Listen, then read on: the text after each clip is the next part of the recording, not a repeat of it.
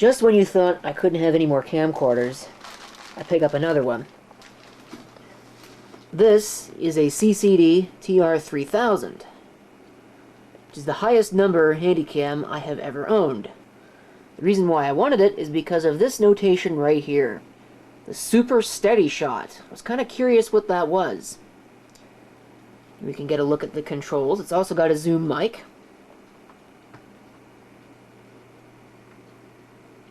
There's your LCD display. It has a manual iris control, which I thought was very interesting.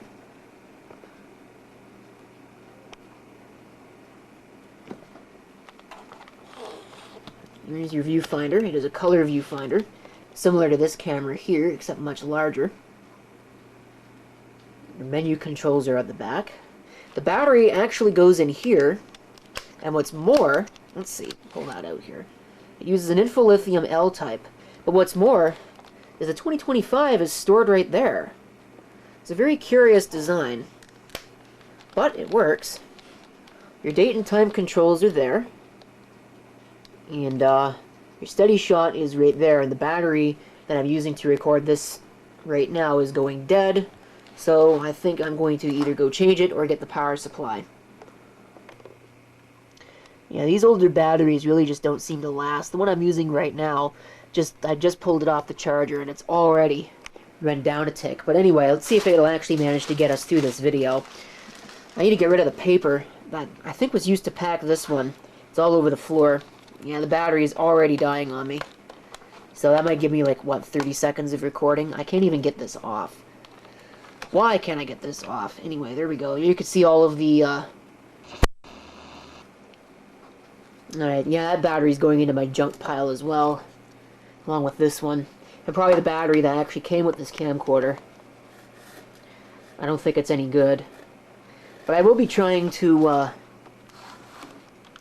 put that on a standalone charger. Anyway, where was I? Oh, right, I was talking about the AV inputs and outputs. They might only be inputs. I don't know if this thing actually features the ability. Let's go ahead and power it up. We can figure it out. To record to tape. Oh, it does. So those would be inputs. So we have S video because it's Hi8. We have the regular composite video, RCA audio, the stinger for the RF modulator, LANC, and a headphone jack. I believe there is a microphone jack with plug-in power on the side. There's your lock standby switch. Again, very interesting. And you'll notice one curious omission here. There's a charge light, but there's no AC input anywhere on this camera. That's where the eject button is, underneath the door. Unfortunately, I am going to have to enact a fix on this. Apparently this rubber is rather brittle, and when I went to go adjust it, it actually broke. So that's kind of a shame. Yeah, there's the microphone right there. I don't know, this doesn't come off, so that doesn't reveal anything. You can see on the front there's the microphone with the zoom mic in the front there. But given what I see on the bottom here, with that, I believe this thing was designed to use a dock. So that is why there is no power input. The dock would have the power input on it. I don't think this has a date. Unless it's encoded in the serial number there. But usually it's on one of these regulation stickers, but it's not on that one. So I guess we may never know when this one was made. Other than the fact it was made in Japan. See the instruction manual. It isn't on that sticker down there. So that's interesting. This would also suggest to me that, yes, this definitely would have had a docking station when it was new. I didn't get the docking station, but oh well, I don't really need it. I've got plenty of camcorders that take in full lithium L series batteries and a standalone charger. So if it really matters that much, I can just use that. Anyway, let's go ahead and change over to this camera and see what the picture looks like. Compare and contrast it to this camera that I am using right now.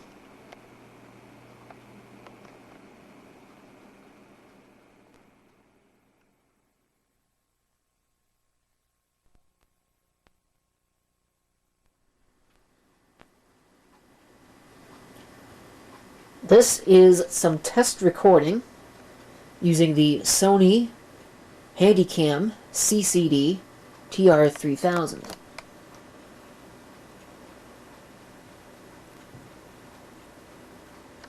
SteadyShot is on, digital zoom is off, and the zoom mic is off. You can have the date or the time.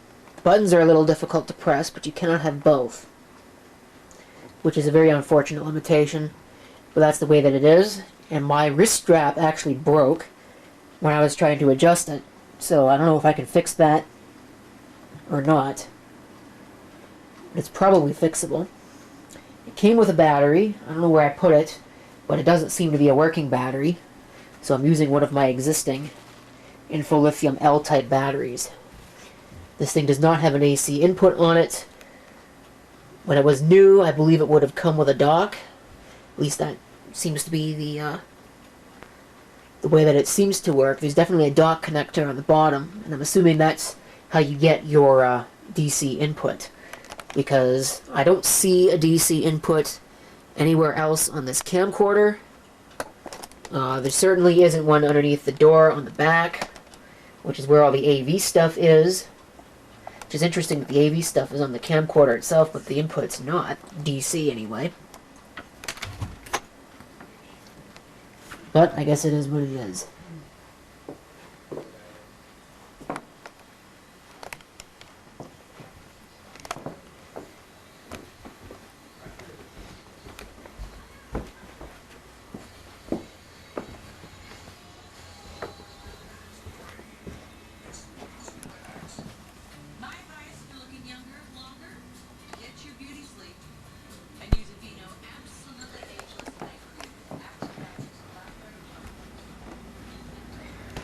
Get an idea of what the picture looks like.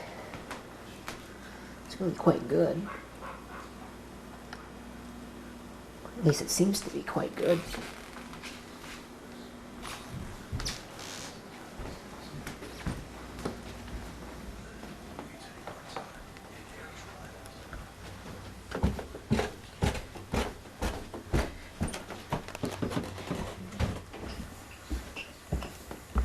I almost trip and fall down the stairs.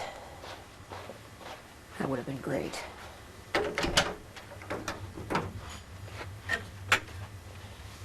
Alright.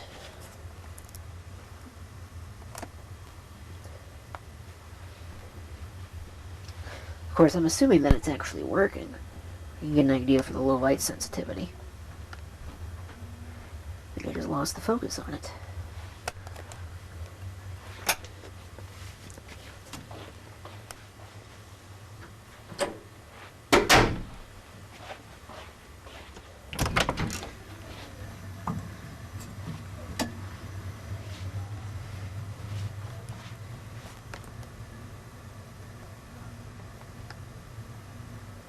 The zoom control seems to have a couple of dead spots, but that's okay. I've got cameras with far worse zoom controls on them, so that's not a big deal.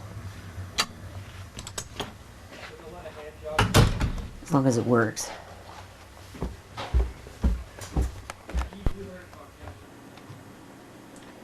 I do hear a little bit of tape motor noise, but it's not too bad.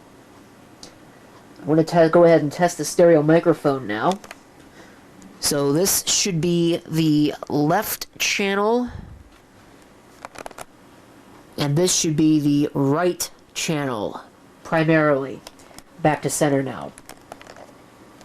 You'll probably hear some in one channel versus the other, just because I probably can't get it completely perfect. It's not a headphone jack or anything like that, but I think it's working. You do get a couple of controls here, such as manual focus. Well, I'm not really sure how the manual focus control works. Oh, it's got a focus ring. Cool. It's got a push auto feature, which is very useful. I have it in auto lock mode right now. So we'll switch it over into somewhat manual mode. This is the hold function, so you can't actually change anything at this point. But you can go ahead and try out program auto exposure. We have automatic. This will actually let you change the f-stop of the iris. It's cranked up all the way.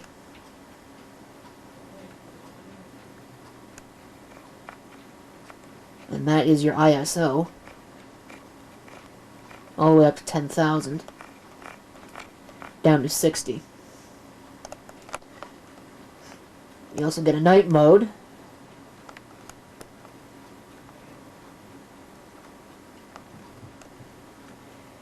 Here is just your iris adjustment. So we have 1.6, 2, 2.4, 3.4. There's a 2.8 in there that I missed. 4, 4.8, 5.6, 6.8, 8, 9.6, 11, 16, 14. Sorry, I'm kind of missing some of them. 19, and closed. Change that back to automatic. Shutter speed adjustment, you've already seen that. 60, that's 1 over 60, 90, 100, 25, 80, 250, 350, 500, 725, 1000, 1500, 2000, 3000, 4000, 6000, and 10,000. Back to automatic. There's a gain adjustment. 6 dB, I think was what it was at before. It was at 9 dB before. We could change it to 12, 15, 18. 18 is as high as it goes. And it can go all the way down to 6, 3, 0, -3. And that's it. We can't go no more. And of course we have a white balance. It's white balance hold. There is daylight, incandescent, and back to automatic. It's got the index feature. I'm not going to touch that. I don't really think it's worth it. I mentioned the SteadyShot. I'll go ahead and turn it off here. It appears to be optical SteadyShot. So there it is with SteadyShot off. I have a SteadyShot on. Works very well.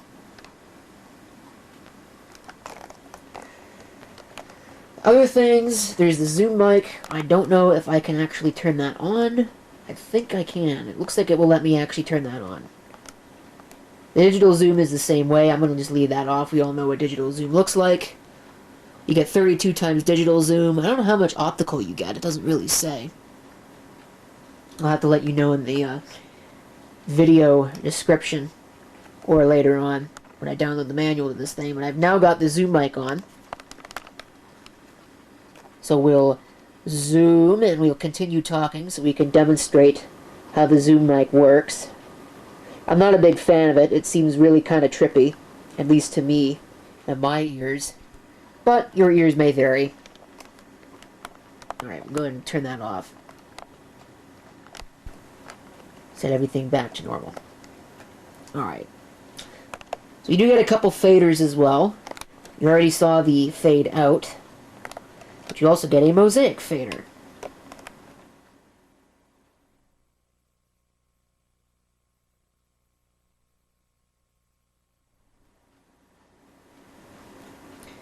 And in addition to the faders, we also get picture effects, negative art. There's not very many of them on this camera, because this would have been one of the very early ones that would have come with it. At least I think so. I don't know when this was manufactured. We'll take a look at that. Or I will have already taken a look at that in the previous segment of video. I haven't actually recorded the camera overview yet. I just went ahead and jumped straight to testing the camera. Because I didn't want to waste my time making a video of the camera if it didn't actually work. So negative art, there's sepia, and black and white. And that is all you get. So that is going to do it for the video. Thank you for watching. If you have any comments, feel free to leave them down below. And this is CP666 signing off, and I hope to see you next time. Till then.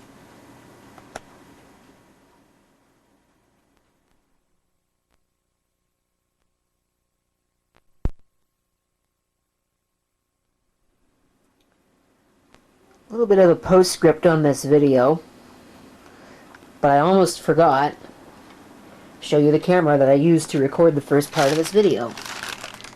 And I'm sure that somebody would complain if I didn't do so. Also, this is what the battery does when hooked up to a camera to charge. So I'm going to have to get the standalone charger and see if that will charge it. Somehow I kind of doubt it. But, oh well, if the camera works, I really don't care. And I think the camera does work. If you're seeing this video, the camera works anyway.